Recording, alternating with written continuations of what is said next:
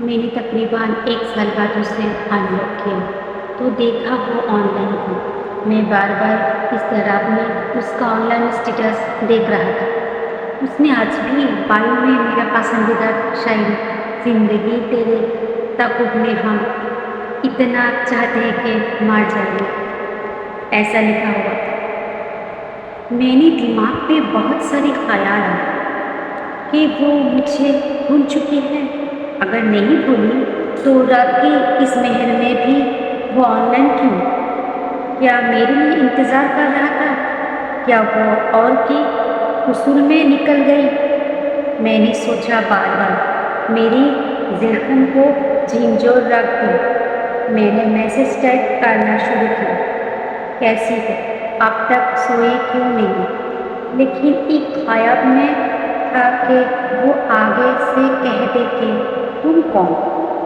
یا تمہیں اس سے کیا؟ تم ہوتے کیوں؟ میں ساری حد تو ہو چکا تھا۔ میں اسے اپنے ہاتھوں بے عزت کر کے زندگی سے بے دخل کر چکا تھا۔ اب کس منہ سے ٹیکسٹ کرتا؟ لیکن پھر دوبارہ ایک بار اس کی آواز سننے کو، اس کے لمحوں سے اپنی نام سننے کو دل چاہ رہا تھا۔ میں نے کبھی بار یہی فکر تم کیسی ہو لکھ کر مٹا دیا۔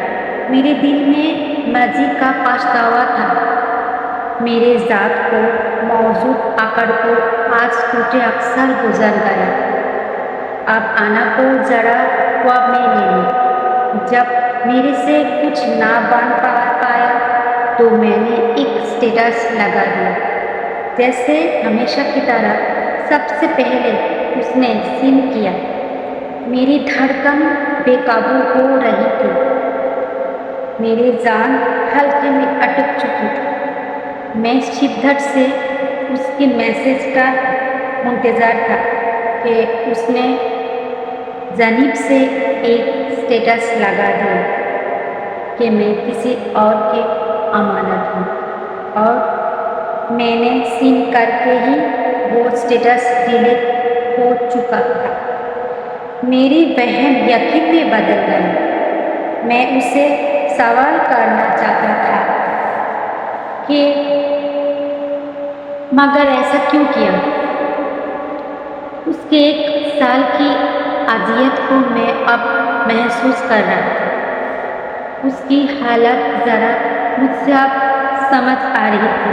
وہ کس طرح وقت سے گزر رہی تھی، محسوس کر پا رہا تھا۔ میں نے دوبارہ اسے آن لائن دیکھنا چاہا، مگر وہاں فقط سفید دھبا موجود تھا اور بایو بھی غائب ہو چکی تھی۔ یقین مانو وہ بلاک کر چکی تھی۔ میرے آنسو میرے ہاتھوں پہ گر کر خاموش ہو گئے، محسوس اور درد کی ایک لہر میرے وجود میں اتر گئی۔